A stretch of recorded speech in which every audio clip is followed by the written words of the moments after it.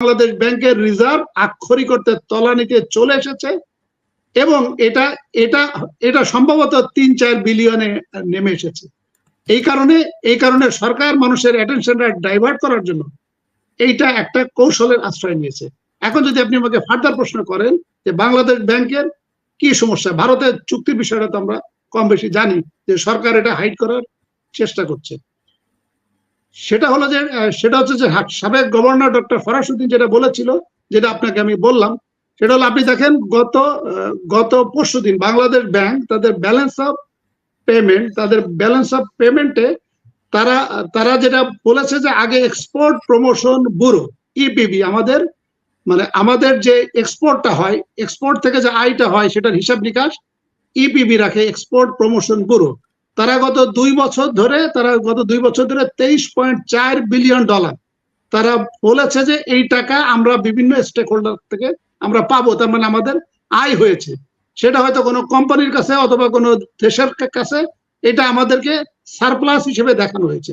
আর আমাদের যে foreign commerce account এটা একটা বিজনেস অ্যাকাউন্ট। এই বিজনেস অ্যাকাউন্টটা মেনটেন করতে হলে যারা ব্যবসা করে তাদের একটা কম বেশি ধারণা আছে যে কোনো ব্যবসা যদি আপনি করতে চান তাহলে বিজনেস অ্যাকাউন্টটা কারেন্ট অ্যাকাউন্ট বলা হয়, এবং কারেন্ট অ্যাকাউন্টের সাথে কিন্তু আপনার একটা সেভিংস অ্যাকাউন্ট থাকা লাগে। তা আমাদের যে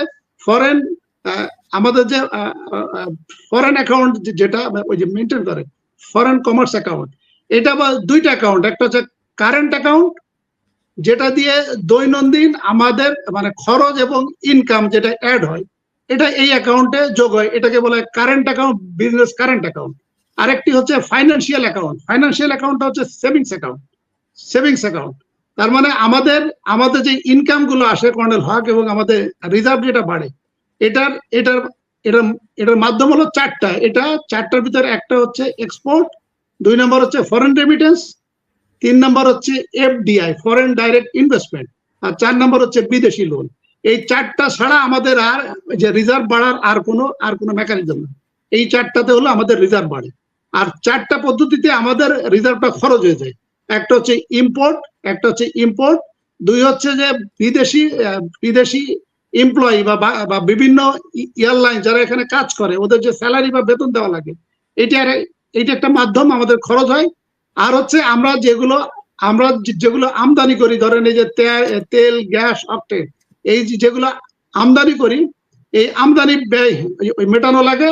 আরেকটি হচ্ছে আমাদের স্টুডেন্ট এবং যারা পর্যটক, স্টুডেন্ট এবং পর্যটক যারা বাইরে যায় ওদেরকে আমাদের ডলারে পেমেন্ট করা লাগে। আচ্ছা, আমি একটা জিনিস মনে হয় 2বার বলেছি, যেটা আমাদের খরচ যেটা হচ্ছে একটা হচ্ছে ইম্পোর্ট, আরেকটা হচ্ছে আমরা যে ঋণগুলো নিই এবং ঋণের যে এই ইন্টারেস্ট যেটা দেয় সেটা কিন্তু খরচ হয়। আর 3 নম্বর হচ্ছে আমাদের বিদেশি সংস্থা যারা কর্মচারী বা যারা এমপ্লয়ি এবং আমরা যে সমস্ত আমদানিগুলো করি সেই আমদানিগুলোর যে ব্যয়। আর 4 নম্বর হচ্ছে স্টুডেন্ট এবং আমাদের যারা পর্যটক হিসেবে বাইরে যায় এইদের খরচ। এই হলো 4টা হলো খরচের খাত। ইনকামের খাত হলো 4টা। তাই ইনকামের যে 4টা খাত, তার ভিতরে 2টা খাত থেকে আমাদের কোনো আয় নাই, বরং এটা হচ্ছে নেগেটিভ। যেমন এফডিআই এর ক্ষেত্রে যেটা বলা হচ্ছে ফরেন ডাইরেক্ট ইনভেস্টমেন্ট, এটা গত 3 বছর ধরে আমাদের এটা হচ্ছে -5%। তার মানে আমাদের কোনো এই এফডিআই গত 3 বছরে কোনো ফরেন ডাইরেক্ট ইনভেস্টমেন্ট হয় না। এবং আমাদের যারা প্রবাসী এবং যারা আভ্যন্তরীণ দেশে যারা শেয়ার মার্কেটে ইনভেস্ট করি, পোর্টফোলিও ইনভেস্টমেন্ট, সেটারও কিন্তু এখন গ্রোথ হচ্ছে নেগেটিভ গ্রোথ, সেটি হচ্ছে 22%।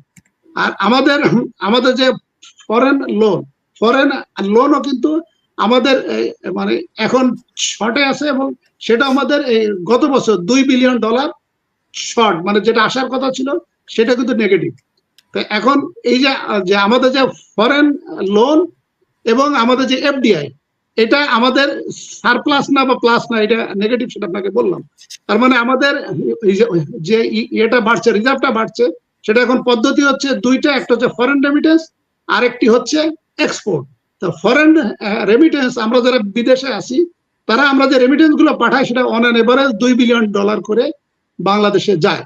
আর এক্সপোর্টের ক্ষেত্রে যেটা বলা হচ্ছে, সেই এক্সপোর্টে গত 2 বছর ধরে আমাদের ওই যে আমি যে আপনাকে যেটা বললাম ফাইন্যান্সিয়াল অ্যাকাউন্ট বা সেভিংস অ্যাকাউন্ট, এই সেভিংস অ্যাকাউন্টে $23.4 বিলিয়ন সে সেটা হচ্ছে যে সেটা হচ্ছে প্রমোশন ব্যুরো। সেখানে তারা দেখিয়েছে যে এই টাকাগুলো আমরা পাবো এবং এটা আমাদের আসবে এবং এটা আমাদের আয় সারপ্লাস। এখন গত পরশুদিন বাংলাদেশ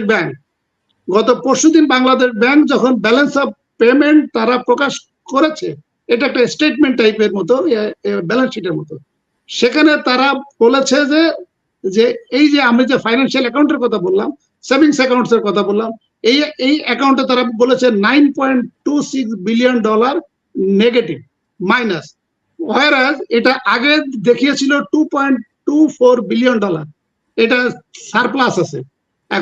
এখন প্রশ্ন আসতে পারে যে যেহেতু এটা টেকনিক্যাল বিষয়, প্রশ্ন আসতে পারে কর্নেল হক, যে এই যে প্লাস এবং মাইনাস, এটা ইমপ্লিকেশনটা কি?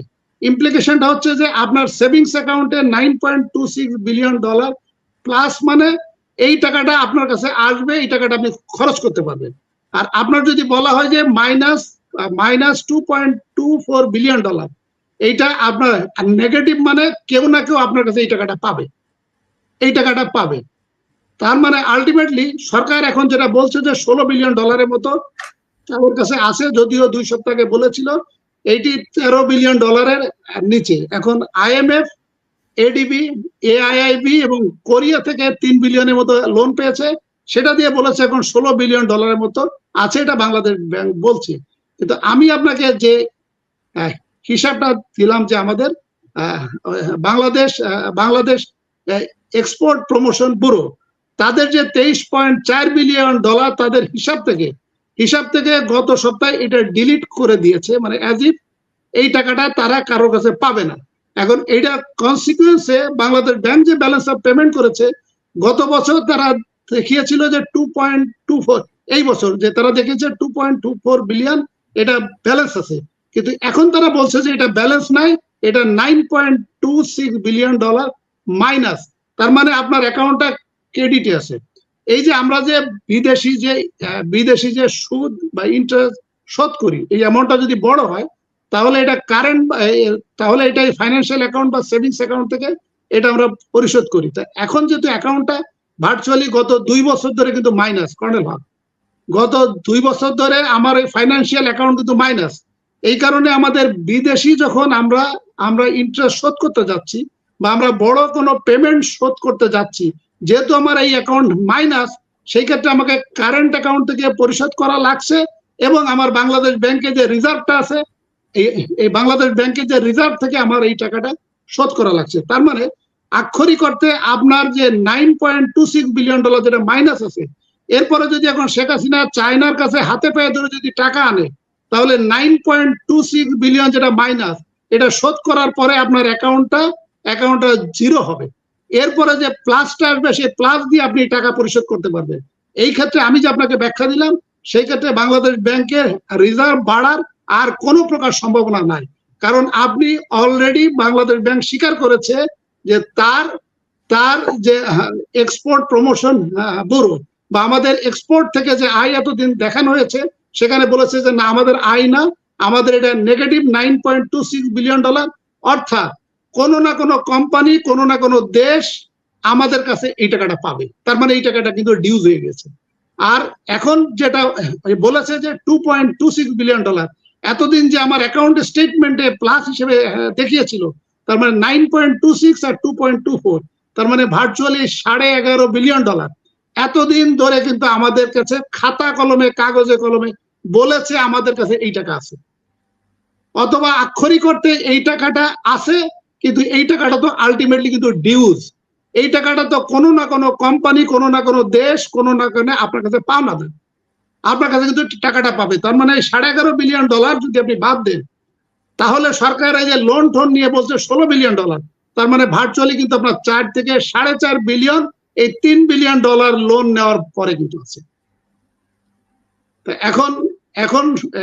এখন সরকার এখন এই যে এটা কমানোর জন্য আমাদের এক্সপোর্ট কিন্তু গত বছর বেড়েছে 4%, আর আমাদের যে ফরেন যে রেমিটেন্স বেড়েছে 6.5%। টোটাল আমাদের এক্সপোর্ট এবং ফরেন রেমিটেন্স মিলে 10.5% বেড়েছে। এবং সরকার যে ইম্পোর্ট, আমরা যে ইম্পোর্ট করি, এই ইম্পোর্টটা কমাতে পেরেছে 15.5%-এর মতো। তার মানে ইম্পোর্ট কমিয়েছে 15.5%, মানে খরচটা কমিয়েছে 15.5%, আর আমাদের ইনকামটা বাড়িয়েছে 10.5%। তার মানে এখনো পর্যন্ত আমার 5% কিন্তু মানে 5% কিন্তু এখনো কিন্তু নেগেটিভ। তো এই 5%, এক হচ্ছে 5% নেগেটিভ, আরেকটি হচ্ছে যে আপনি যে ইম্পোর্টটা কমিয়ে দিলেন, এতে আমার যে ইসেনশিয়াল কমোডিটি এগুলো কিন্তু বিজনেসম্যানরা আনতে পারছে না। তার মানে সেই ক্ষেত্রে আমার গুডসের স্বল্পতা হওয়ার কারণে গুডসের দাম বেড়ে যাচ্ছে, হু করে দাম বেড়ে যাচ্ছে। এটি একটা সমস্যা। আরেকটি সমস্যা হলো যে আপনার এই সমস্ত প্রোডাক্ট গুলো যখন আপনি ইম্পোর্ট করতে পারছেন না, আপনি যখন এখানে কড়াকড়ি করছেন, তাহলে সেক্ষেত্রে আপনার এমপ্লয়মেন্টও কিন্তু সংকুচিত হয়ে যাচ্ছে। তো তার মানে আপনি যত ইম্পোর্ট আপনি কমাবেন, খরচ যত আপনি কমাবেন, তত আপনার প্রোডাক্টের দাম বেড়ে যাবে, আপনার মূল্যস্ফীতি হবে, এবং আপনার এমপ্লয়মেন্ট আলটিমেটলি হ্যাম্পার্ড হবে এবং জিওপ্রাইজড হবে। আর ওই ক্ষেত্রে আপনার যেটা সমস্যা আছে, যেটা আরেকটি কথা যেটা আপনাকে বলি, সেটা হলো যে আমাদের এক্সপোর্ট এবং ইম্পোর্টের যে ডেফিসিট প্রতি মাসে, সরকার যদি এই আন্দোলনটা ঠেকাতে চায়, তাহলে প্রতি মাসে $1 থেকে $1.5 বিলিয়ন করে সরকারকে ডেফিসিট মানে ভর্তুকি দেওয়া লাগছে। যে কারণে আমাদের অগাস্ট 2021-এ ছিল 48 বিলিয়ন, এখন কিন্তু এটা নামতে এই যে এখন আপনাকে যেটা বললাম 4 বিলিয়নে এসে গেছে। তা 4 বিলিয়নে যদি এসে থাকে, তাহলে $44 বিলিয়ন কিন্তু গত 32 থেকে 34 মাসে কিন্তু জয় বাংলা হয়ে গেছে। জয় বাংলা বলতে যে সরকার ভর্তুকি দিতে এই $44 বিলিয়ন জয় বাংলা হয়ে গেছে। তো এখন জয় বাংলা যদি হয়, তাহলে আমি ধরে নিই যে সরকারের আয়ু আছে ডিসেম্বর পর্যন্ত। তার মানে আগামী 6 মাস যদি আপনাকে আন্দোলন ঠেকাতে হয়, তাহলে সরকারকে $8 থেকে $9 বিলিয়ন সরকারের থাকতে হবে। এটি হলো কর্নেল হক একটা হিসাব। আরেকটি হিসাব হচ্ছে সরকার যে এই বছরে যে বাজেট দিয়েছে, ওই বাজেটে সরকার কিন্তু 8 লক্ষ কোটি টাকার বাজেটের ভিতর বলেছে 1,13,500 কোটি টাকা তাকে শুধু সুদ দেওয়া লাগবে। তার মানে 1,13,500 কোটি টাকা মানে প্রায় $10 বিলিয়ন। তাহলে যদি আমি আগামী ডিসেম্বর পর্যন্ত ধরি যে এই সরকার ক্ষমতায় থাকতে পারবে, তাহলে আগামী 6 মাসে সুদ পরিশোধ করতে হবে 5 বিলিয়ন, এবং যদি আন্দোলন ঠেকাতে হয় তাহলে আরো 8 থেকে 9 বিলিয়ন তাকে ভর্তুকি রেডি করতে হবে। তাহলে 9 আর 5 14 বিলিয়ন, সরকারের কাছে আছে 4 বিলিয়ন, আক্ষরিক অর্থে 4 বিলিয়ন। তাহলে সেই ক্ষেত্রে তো সরকারের জন্য ডিফিকাল্ট।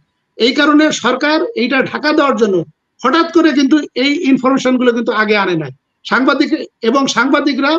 সাংবাদিকরা কিন্তু EPB, export promotion bureau, Bangladesh bank এবং এনবিআর এর যারা পদস্থ কর্মকর্তা, তাদেরকে এই বিষয়ে জিজ্ঞাসা করছে যে তাহলে গত 2 বছর যে আপনারা $23.4 বিলিয়ন আপনারা যে আমদানি আয় হয়েছে, এটা যে আপনারা স্টেটমেন্টে শো করলেন, এবং এইটার পরিপ্রেক্ষিতে বাংলাদেশ ব্যাংক গত 2 বছরে বলে এসেছে তার যে ফাইন্যান্সিয়াল অ্যাকাউন্ট বা সেভিংস অ্যাকাউন্ট এটা প্লাসে আছে। কিন্তু এটা তো ভার্চুয়ালি কর্নেল হক এটা প্লাসে ছিল না। আমার ধারণা যে ডক্টর ফরাসউদ্দিন সাহেব এই কথাটাই বলতে চেয়েছিলেন, দেবপ্রিয় ভট্টাচার্য এই কথাগুলো বলতে চেয়েছিলেন, সিপিডি এই কথাগুলো বলতে চেয়েছিলেন। আসলে এগুলো আমাদের খরচ হয়ে গেছে, এইগুলো আমাদের ডিউজ, এখন আমাদের ব্যবহারযোগ্য রিজার্ভ। এই $3 বিলিয়ন যেটা ধার নেওয়া হয়েছে, এটি সহ 4 থেকে 4.5 বিলিয়ন। কর্নেল হক।